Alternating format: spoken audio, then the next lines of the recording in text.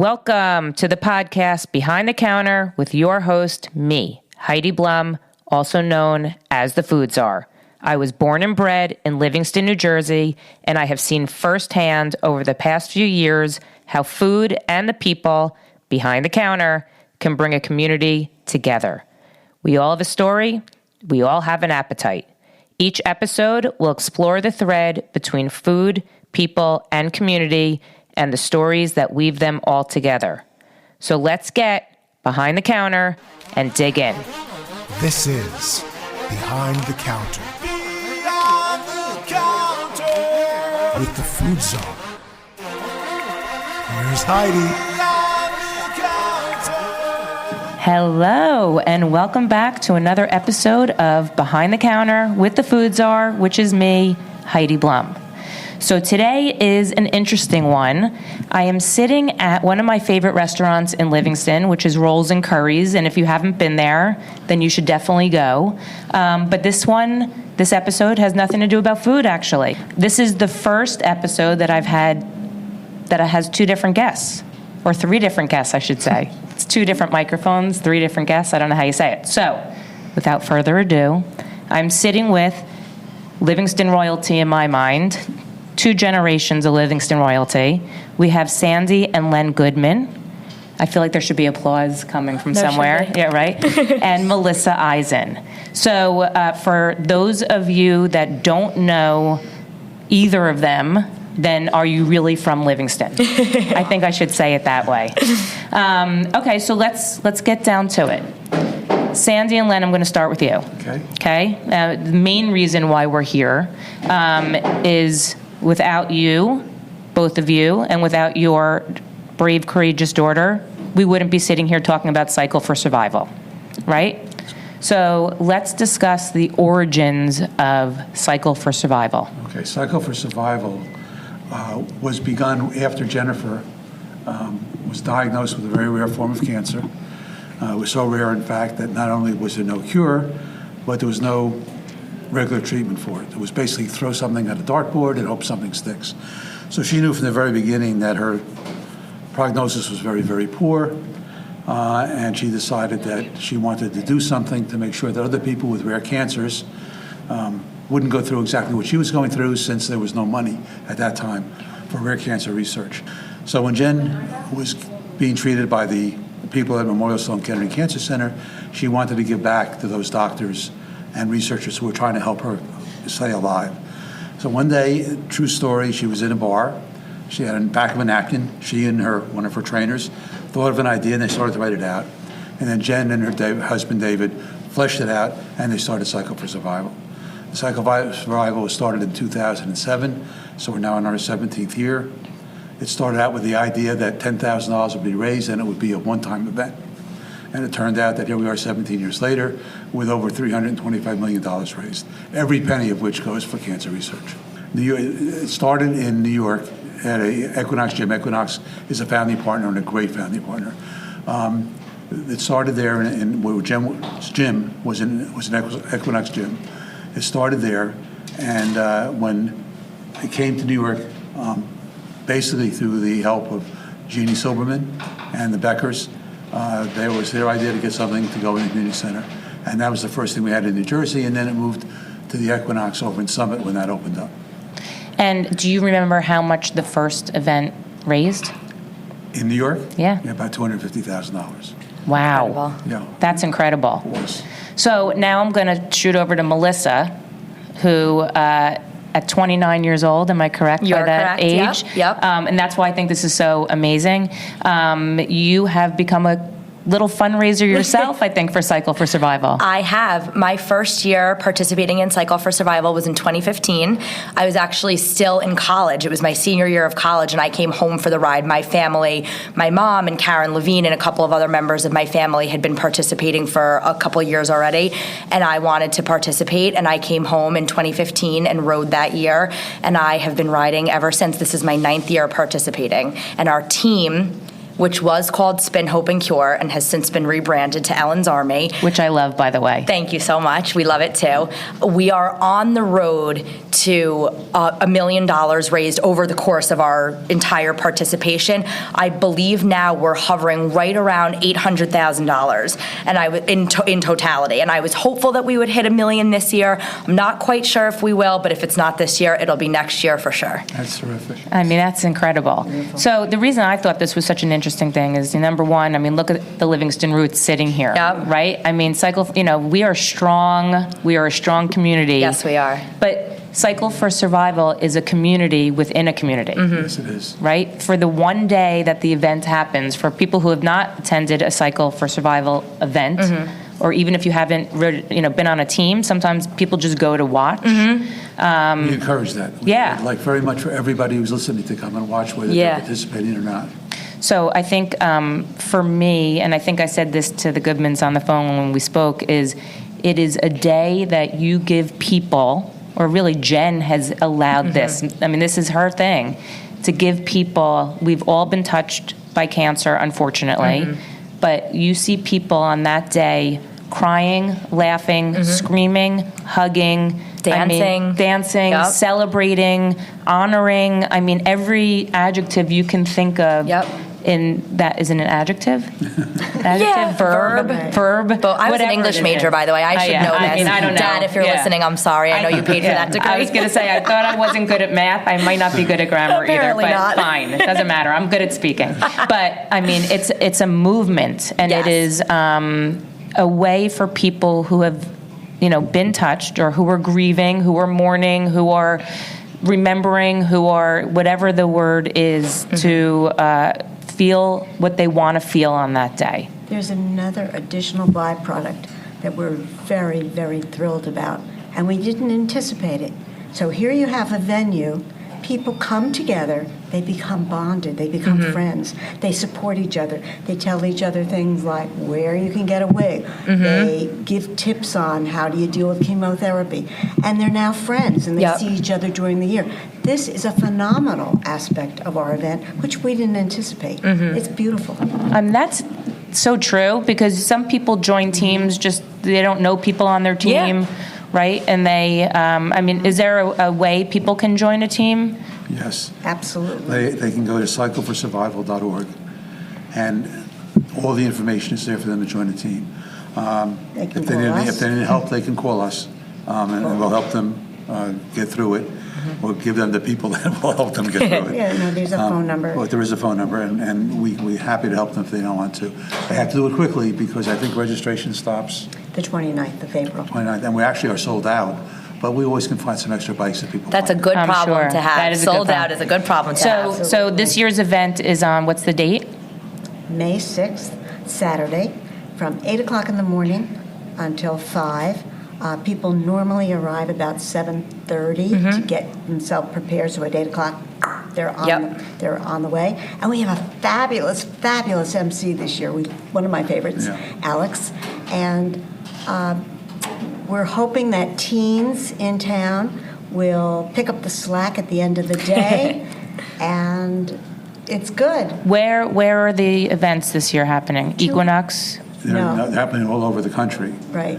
There are, I think, 15 cities. 15 cities. New York has several events itself. Woolman Rink, Central Park. Central Park, and they're being held in all Equinox all over the country. We have 17 events just in New York City. Wow. Yes, 17 different days. Yeah. And I believe our event is going to be one of the last. Yeah, it is the last day. The last Ours is the one. last day. Yeah. So it's coming back to Livingston for the day, isn't it? is. Yeah. Coming back to Yeah. Livingston. This year, it'll be at the Eisenhower Corporate campus. Center down by Route 10, the Circle. And we will have a lot of people there. Be able to park, won't be a problem parking. Complimentary parking. And everybody can come in. And the procedure is basically on the ride itself is, while Sandy said it was 8 to 5, it's broken up into hourly periods. And you ride 1 to 4 people on each bike for 1 hour, depending on what your team wants to do. And we go from 8 to 5. Right. A lot of people don't quite understand that the spinning is symbolic. You don't have to spin. You can sit on the bike, wave the towel, You can sing, you can cry, you can hug, you can pose for pictures from the many, many media people there.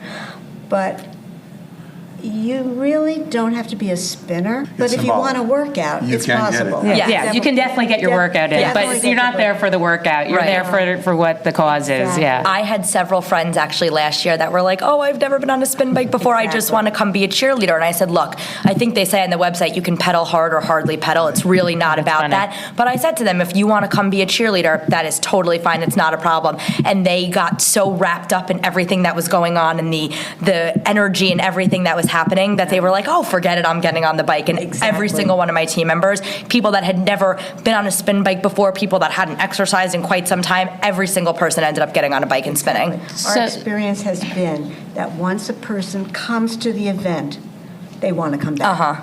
Well, I was just going to say, because the way the format is you have DJs, you have spin instructors that are on the stage, you have dancers, you have, and then you always, I think, honor somebody to speak. On Jen's bike. On Jen's bike, yeah. Let's talk about Jen's bike, yeah. Clever idea. Jen's bike is a bike that's just there to honor Jen. She's not there, so it's a Jen's bike.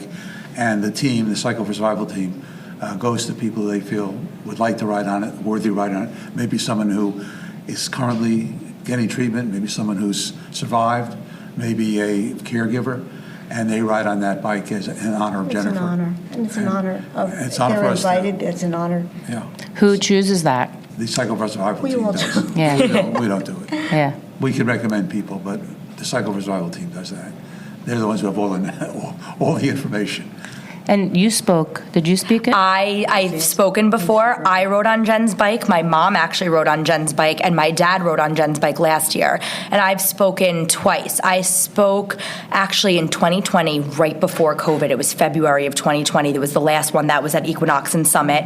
And then I spoke last year at the 2022 ride. So I spoke once when my mom was there, and then I spoke last year after my mom had passed away. And so Ellen's, I just want to say, Ellen's Army is named after your mom. Yes. Ellen's Army is named after my mom, Ellen, who was born and raised in Livingston. So the ties are very, very deep. They are very deep because, I went to high school with Brett, your son, and I think, as I said to you, Brett was very smart, and I was the class clown. So there you have it. I may or may not. I may or may not. We'll see. He needs to be more humble. Yeah. Oh, yeah. Yeah. Well, I brag about being class clown. So there you have it. Yeah, there you go. Something that I think is important for people to understand that people of all ages, it's just people bonding to do something and make cancer more manageable. And that is a very powerful message.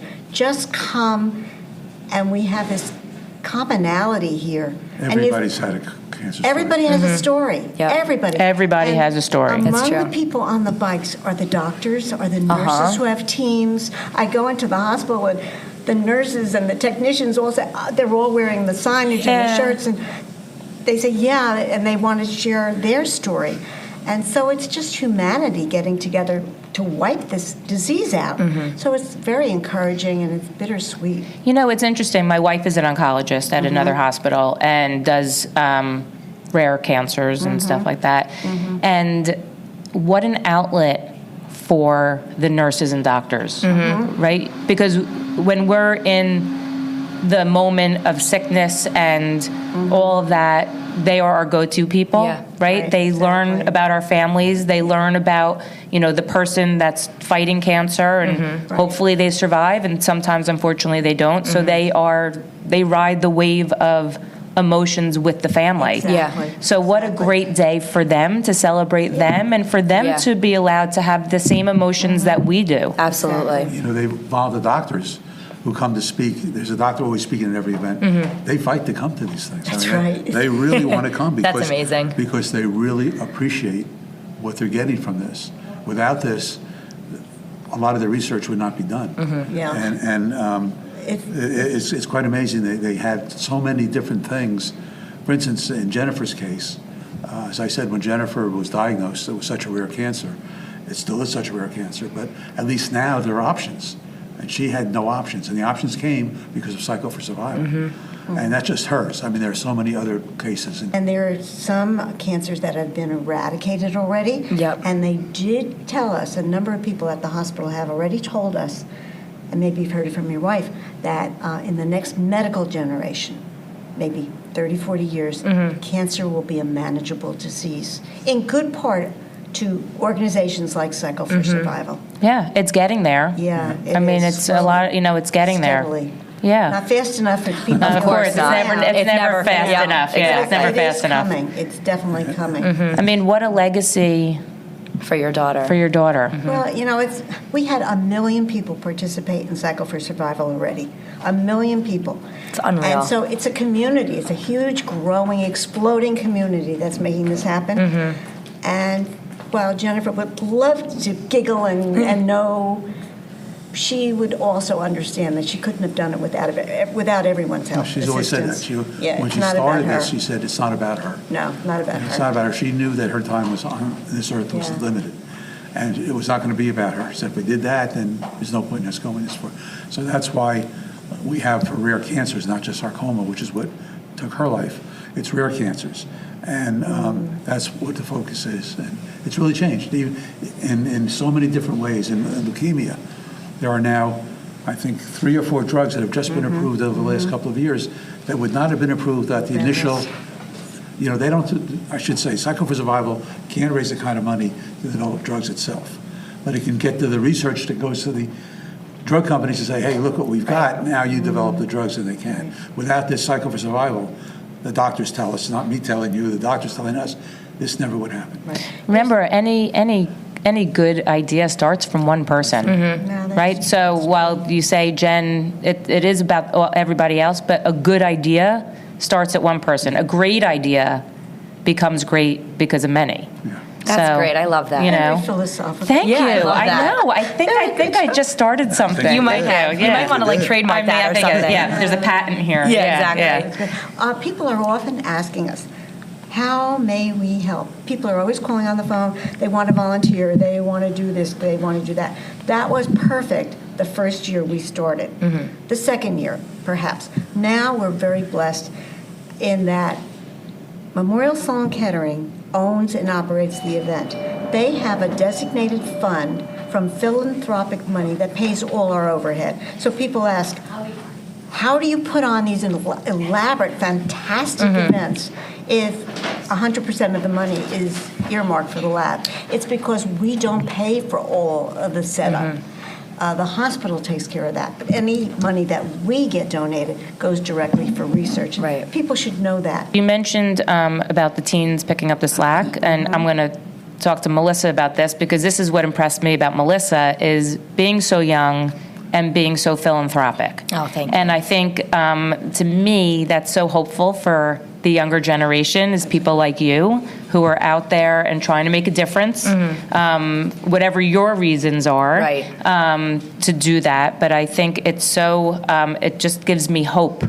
I look at my kids who don't right now know about community and They do. They're and watching you model. They're watching me, but Yes, you know they what I'm are. saying. Like if they don't have causes yet, right? You seem to be committed in you. And do you want to? I want you to speak about that. Yeah, absolutely. So, I got involved with Cycle for Survival. My mom was first diagnosed in 2011, and at the time, I was at Livingston High School, and her diagnosis was, stage 1, everything is going to be fine. You're going to have a lumpectomy, you're going to have some radiation, and you're going to be fine. And we ended up hitting that 5-year mark where they say you're cancer-free, you're officially in remission, and we thought that was just like a blip in our radar, and we could go on living our lives. And her cancer kind of came back with a vengeance in 2018, summer of 2018, right around my 25th birthday. And, like you said, that's my journey. That's why I'm involved. But there's not a person out there, unfortunately, that hasn't been touched by cancer in some way, big or small. And I just think that for me personally, when my mom was here and she was fighting, And you want so badly to be able to help, but I'm not a doctor, I'm not a scientist, I'm very limited in what I can do. But I felt like what I can do is I can put as much money as I possibly can in the hands of the doctors and the scientists, and that just at least made me feel like I was doing something, because it's the most frustrating and helpless feeling when you feel like there's nothing you can do. Yeah. So that was just my small way of contributing. And look, I just feel like we all talked about how, our Livingston roots are very, very deep. And I think that despite what people like to say about Livingston, it's an incredible town. It's an incredible community. And I was beyond fortunate to grow up here. And, my closest friends in my life right now, despite going to college and living in New York City, are still my friends from Livingston.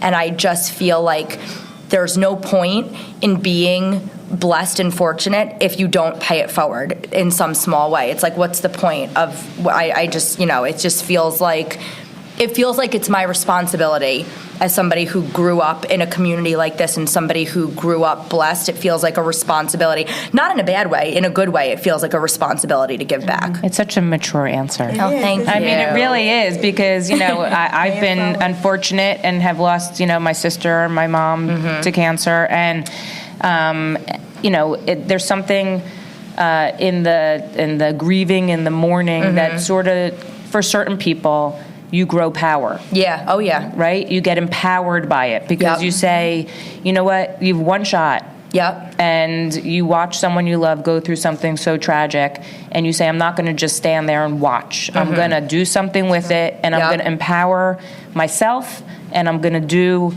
pay it, whether it's paying it forward, whatever you choose to do. But there's something that and I think it's amazing at your young age that that's what you're doing. Thank you. But I have to bring up $5 Fridays. Yes. For those of you, I have to bring it up because it's amazing. That's how I connected with Melissa. Yes. For those of you who don't know, and maybe aren't on the Livingston L-Town Facebook group, every Friday there's little Melissa posting it's $5 Fridays, which means you can Venmo her for $5. But let's talk about that. Yeah, so I love $5 Fridays. They're like my little child. So I got involved with Livingston Neighbors Helping Neighbors in 2020. I had moved back home. It was the height of COVID. I moved back home in March of 2020. I packed my little suitcase and thought I was coming home for 2 weeks. And 6 months later, I was still home. So it was the summer of 2020. I want to say it was probably around May. And the news was so depressing, and there were so many people that were having such a hard time. There were businesses were closed everywhere. If you were a waiter or waitress, a bartender, a nail technician, a hairstylist, any of those jobs that you couldn't do remotely, those people were really, really struggling. And I couldn't sit there. I just couldn't sit there. I was working my corporate job from home. I was so blessed to be able to do that. But again, it's like, what are you doing if you're not you have to give back? And I didn't know where to start. And a friend of mine connected me with Stacey Rubenstein, my mentor, who I love so much. I love her so much. She's probably embarrassed right now. She's listening to this. She would hate this. And sometimes I just say, Stacey, you got to take it because you deserve it. But I was connected with her. And what I started out doing was Stacey would give me the addresses of families who had, consented to have their address shared. And she said these people could really use groceries. And I would put on my mask and my gloves, and I would go to Costco and do a giant shop and drop it off at these people's homes. And they were so grateful, and it was so sweet. One time I dropped off just a bunch of groceries, and there were chocolate chip muffins in there. And this little girl, when she saw chocolate chip muffins, did a dance like you would think I just delivered her a pot of gold. And it was just, they were so grateful and so appreciative, and I felt good and they felt good. And I did this for a couple weeks, and then I would do it on a larger scale. I would just go, I would collect money via social media, take it to Costco. Sometimes I would drop it off at individuals' homes, and sometimes I would just drop off a ton of stuff at Stacey's house. Stacey lives in my neighborhood, and I would just leave it all at her house and let her distribute it as needed. And this went on for a while. And then I said to myself, look, a lot of people are struggling financially right now. Even those people that still, when I look back at the summer of 2020, it feels like a fever dream. I can't even believe what was going on. Sure does. So I said, this isn't sustainable. I think my first fundraise, I raised like $2,000, which gets you a ton of groceries at Costco. But I said, people are not just going to keep giving me money all the time. And it's not fair to keep asking them for money all the time. So how can I make this a little bit more sustainable? And eventually I was also going to go back to my apartment in New York City. So how could I do this in such a way that I could keep participating even from New York City? So I started $5 Fridays, where I ask people, I post an L-Town Lowdown almost every Friday. I do skip a Friday here or there to just give people a little bit of a break. But I will say our supporters are so loyal that very often, even on the Fridays that I don't post, I still get a Venmo on my phone. That's incredible. It's beyond. It's incredible. And then sometimes people will be like, oh my God, I'm so sorry I missed last Friday, and they'll send me $10 or $15. And I said, it's okay if you skip a Friday. But people are so loyal and so incredible. So I started $5 Fridays. I post on various Livingston Facebook pages, and I just say, hey, Venmo me. If you have $2 sitting in your Venmo balance, I will take it. Whatever you have hanging out in your Venmo, you want to send me $5, whatever it is.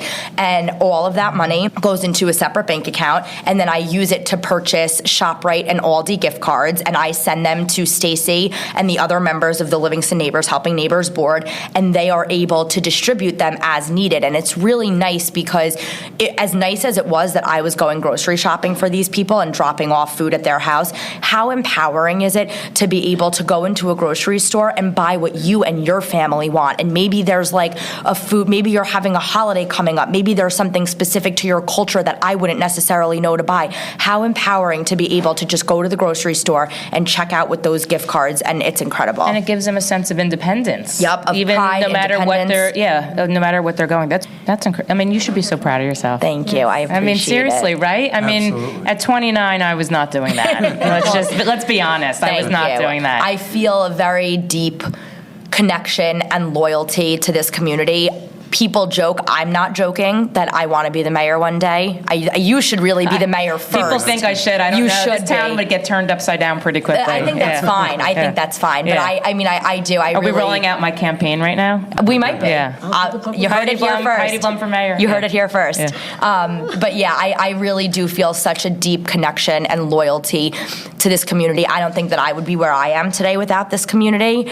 And I just feel like it's just so easy. It's not hard. It's just to get yourself involved. It's not hard. It's not hard. And what you say about the community is why I'm still here. Yeah. I mean, I'm a little bit older than you. Just a little. Tiny bit. Only a couple right? years. But it's probably why you're still here. Yeah. We were here over 40 That's why years. we can't move. Yeah. The temporaries are gone. But we love the town. You hope that other towns have that same sense of community, right? Is that think they do. this town, for some, whatever it is, you go through something bad, the town is there. with you. Yeah. You go through something good, the town is with you. Yeah. And we have this, for whatever this town is, Yeah. and whatever the reputations it has other places, Yeah. this town, people, we're cheerleaders, We are. and we rally, Yeah. and we lift each other up. And so, okay, let's get back to the nitty-gritty of Cycle for Survival. Yes.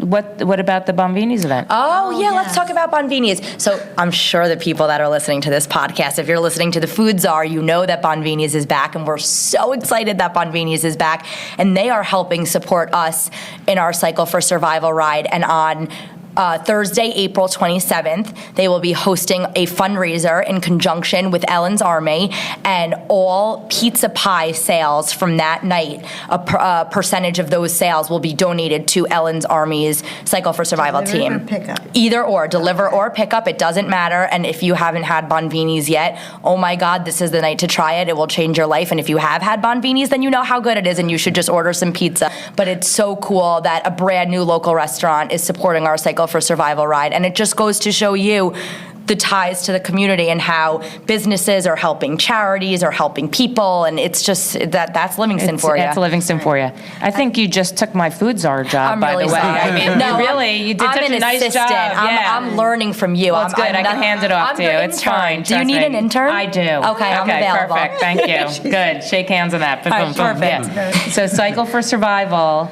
takes place only in Livingston on May 6th. Correct. So if you are around, because I'm not on a team this year, but I may come just to watch and feel energized. And I hope you do too. I hope so too. I think I need to cheerlead a little bit. I think you should. Yeah. But Wear even a costume.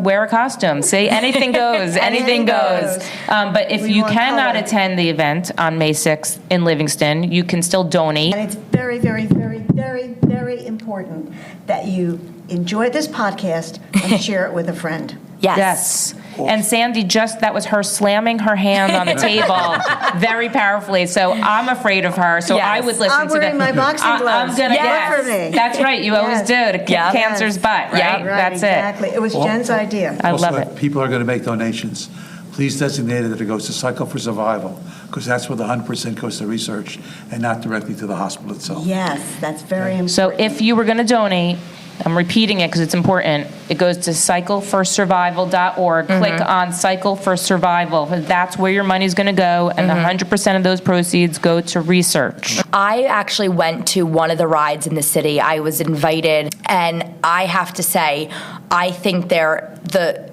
Livingston ride is so special. And I think that's because a lot of people, first of all, so many people there know Jen. I feel like I know Jen, even though I never met her.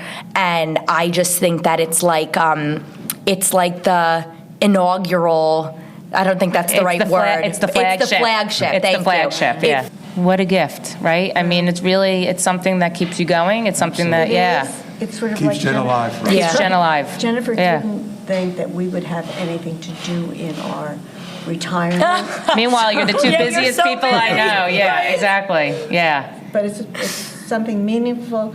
And I talk to her every day, and I think you might too. I do. And we Every promised day. her we'd do whatever we could, And she- as long as we could. Right, and she's always saying, "Mom, work harder, faster, smarter," and we try. You do. You do. You don't try. You do. Yeah. You should be. I mean, all three of you. It's like so nice to sit with you and talk about it because it really feels good. And like I said, it's a community within a community that it's Thank growing you. and building and all of that. All right, so let's wrap it up, shall we? Awesome. Let's do it. I think so. Yeah. Okay, Melissa Eisen, you are the hope of the future don't of our put that on children. me. Yeah, the new hope. Yeah. No, I mean seriously, I think what you do is incredible. Thank you. And the Goodmans. Yeah, thank you so much for having us. Thank you guys so much. I appreciate your time and your stories and your passion. I mean that's the most important. So thank you. Thank you. Yay. If you are hearing this message, I want to thank you so much for tuning in. I'm truly grateful for you and this opportunity. The purpose of the Behind the Counter podcast is to bring food, people, and community together. I hope you'll return for more episodes and explore with me. I want to personally thank Fran Linnell of Design 68 for my amazing Behind the Counter podcast logo, and Travis Lohenberg for my awesome Behind the Counter music, and all the guests that take their time to sit and talk with me. I hope you enjoyed this episode, and if you did, please leave a review on Spotify, Apple Podcasts, or wherever you hear your podcasts. If you'd like to support the Behind the Counter podcast, please subscribe, share with your friends and family, and you can follow me on Instagram at Heidi Blum. If you have any feedback or stories that you want to share, you can email me at foodsarbtc@gmail.com.